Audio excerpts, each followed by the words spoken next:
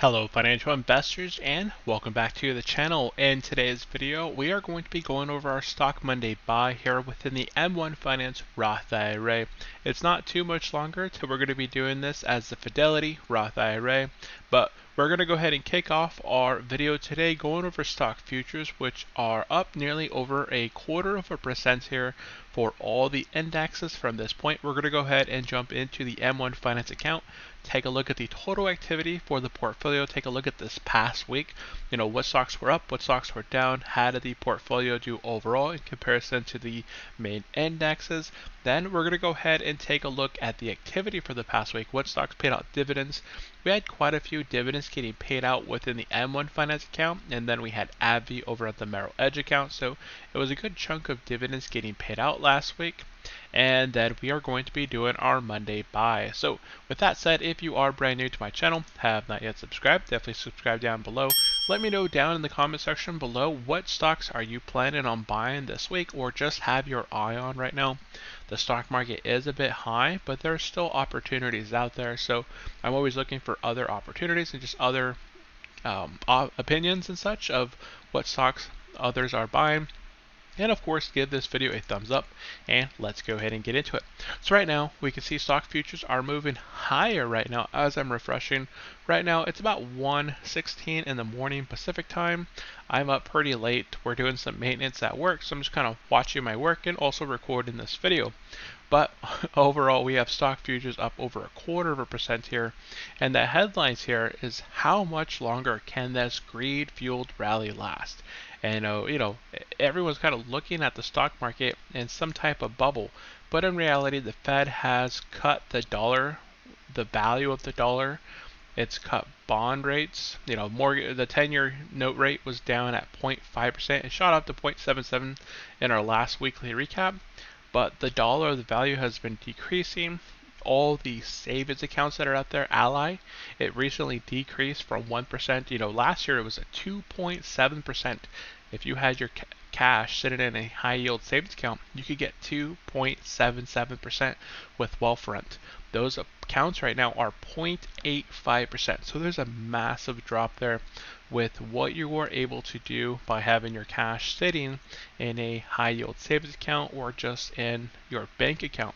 So all that money is being moved into the markets and it's pushing this market higher. There's nowhere else to really put your capital besides real estate or stock market for it to really do anything. So that's there's a lot of reasoning for what's going on with the market. Now, jumping over into the M1 Finance account, we're taking a look at it. Overall, we're still positive by quite a bit, about $3,000. Now, we've came back quite a bit since our lows here of $14,783 to now back up at $2,500 or $25,000. So we do have $77 sitting in cash. Some of this is deposited within this past week, which we'll take a look at here in just a second. Our best performing 4 companies are Apple, Main Street Capital, Lowe's, and ABM Industries. Our 4 worst performing companies are Simon Property Group, Tanger Factory Outlet, Altria, and Waco Group. Those are our 4 best and worst performing companies just overall. Now, if we look at just this past week, we're at 0.89%.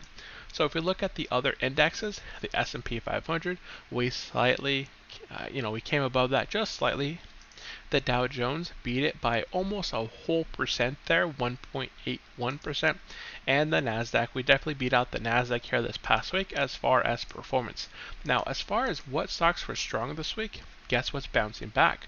Simon Property Group. Now, this one, I think it just had a bit of a bounce back last week because of the article that came out where Simon Property Group is reaching out to Amazon and saying, hey, we have all this real estate that's available. Why don't you use them as fulfillment centers for Amazon? And the stock market really enjoyed that information, and Simon Property Group went up by almost 10% there. Now, Las Vegas Sands, also 9.44. Maybe Las Vegas is beginning to reopen. Either way, I was considering selling out of both of these positions just because of how beat up they were, but I did have Scott in the comment section below reminding me that even when they're down, if you're buying them for the long term, and plus they're so beat up right now. There's a reason for them to be beat up. You know, they're going through this whole illness that's going out there in the world, mandatory shutdowns. People are not able to go out and go spend their money, go to Las Vegas, go into the shopping malls. So there's a reason for these being as beat up as they have been. So maybe I can use this opportunity to actually average down and win this whole thing, whether it takes 2 years, 5 years, 10 years. With time, these positions will recover. They may cut their dividend, for the time being. I mean, I believe Las Vegas Sands cut their dividend, but just with time, it'll recover. And that my cash that's invested in these is so minimal that so long as maybe we don't add more capital to it, we just kind of let it sit there. It's not going to hurt anything, and Simon Property Group is still paying out nicely as far as dividends. So this past week, these bounced back, which is really positive to see. Then we have 3M and Tanger Factory Outlet. So there's our worst performers in our portfolio right here. Waco Group, Tanger Factory Outlet, Simon Property Group, and Las Vegas Sands. If I had sold out of them this past week, they are my best performers this week.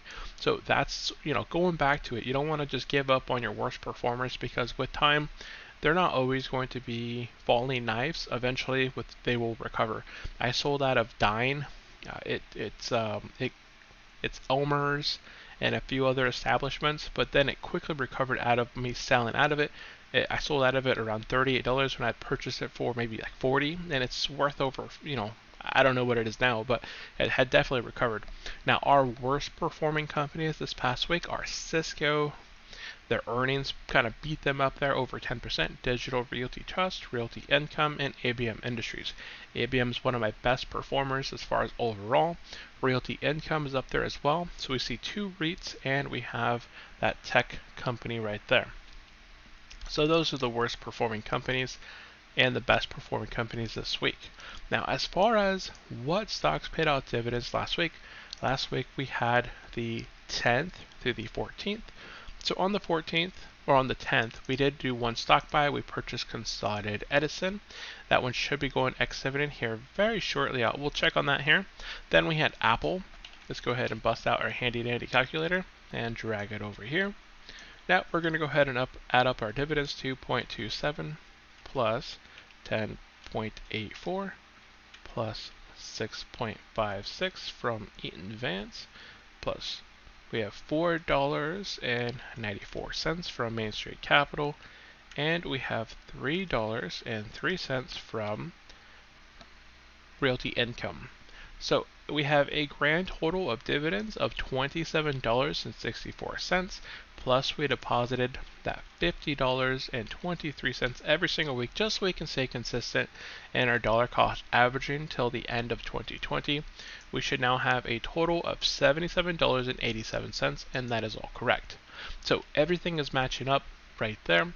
Now, as far as what stocks are coming up on ex-dividend, again, we talk about seeking alpha on a weekly basis, and this week, I really like this platform now that I've been using it.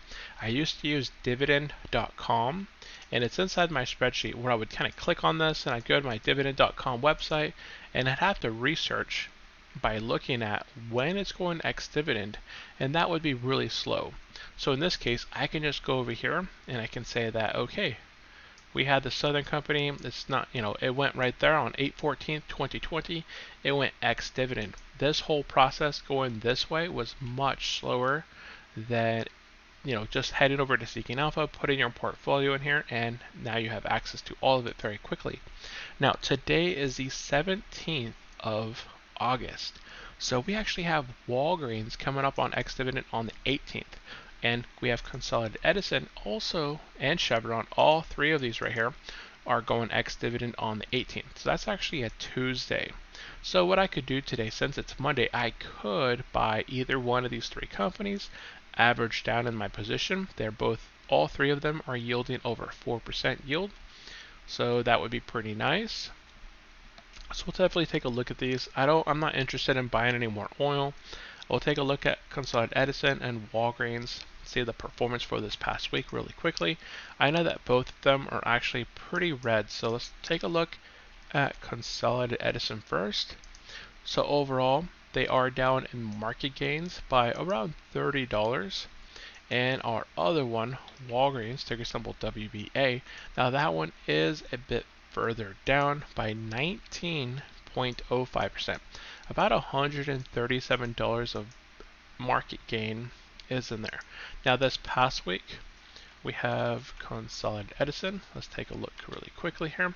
Consolidated Edison is down 2.17, and Walgreens is positive by 0.97. So Walgreens is showing some positivity out there. It is beat up a little bit more than Consolidated Edison. We have been purchasing Consolidated Edison these past few weeks. We purchased there. If we go back the week prior, we purchased there.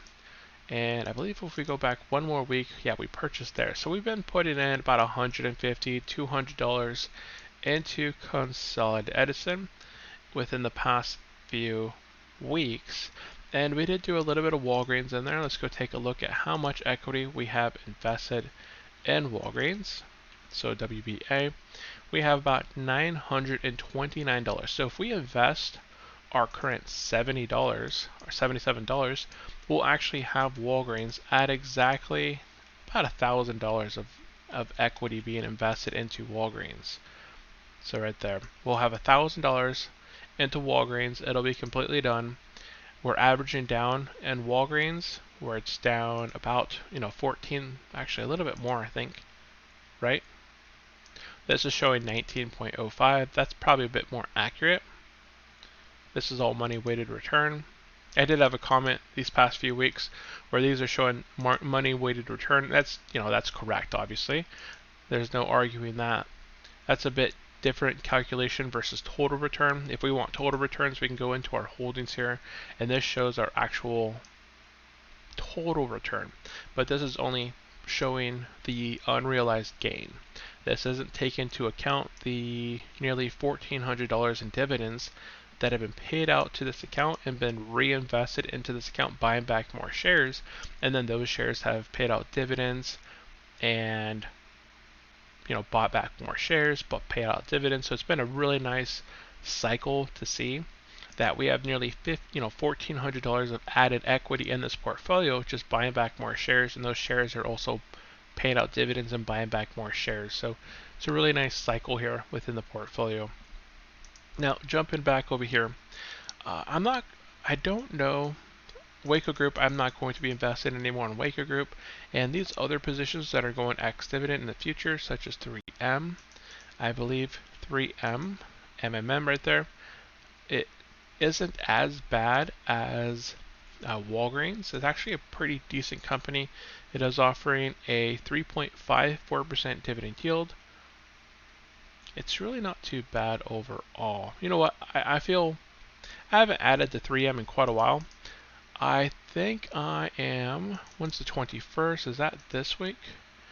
That is this Friday. So actually I can take advantage of both Walgreens and 3M this week alone. Walgreens will go ex-dividend on Tuesday. 3M will go ex-dividend on Friday, and I'll just be able to average down just a tiny bit in both of these positions. So those are the two stocks that we're going to go ahead and be buying today. So I'm going to go ahead and take my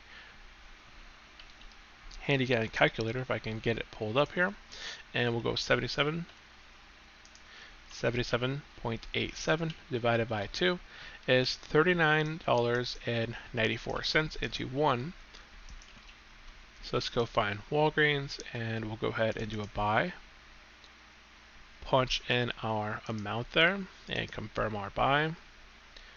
And we have Walgreens all submitted. Next, we're going to go ahead and go back to MMM and do the exact same thing, buy, sell. And here we do have 94 cents. This will leave us with $0 available for our order, and confirm our buy. And that is the two stocks we're planning to buy this week. We're going to go ahead and purchase two companies. This is going to be Walgreens and 3M. So those are the two companies we're planning to buy today. Looks like it's still hovering in the positive, but you can see that they kind of moved a little bit to the lower, So we'll kind of see how that plays out. NEM, Newmont Corporation, kind of interesting. I think that was the gold miner, if I'm not mistaken, but that is going to be it for today's video. If you guys did tune in to the end, definitely, congratulations, and I thank you for that. If you guys are brand new to the channel, have not yet subscribed, definitely subscribe down below. My wife has also recently started a YouTube channel. I know I've kind of posted a few times over in the discussion tab. She's been interested in kind of discussing with me on her dividend portfolio. So on a monthly basis these past few weeks, we've been going over her dividend portfolio, what stocks she's invested in, and how much she's receiving now after about 2.5 years of being invested in her portfolio. She finds it pretty exciting, and she started her own channel, which is, initially she wasn't really, right now she's going towards finance, how to teach our child about money, how to invest your money, how to earn interest with a money bank, and then she's recently kind of going into passive income with dividend stocks. So she's going that route, which is really fun and entertaining. And that is basically going to be it for today's video. Thank you all for tuning in. If you guys did enjoy this video, definitely give it a thumbs up, subscribe. Leave me a comment down below. What do you think this market's going to do this week? I think it's going to be positive. There's no reason for it not to be. There's really nothing that's, there is everything that's going on in the world, but the market just doesn't react to what's going on in reality. So I think it's going to be green. Let me know down in the comment section what you believe, and that is going to be it from me. Thank you all for tuning in. I will see you next time. Have a great day. Bye.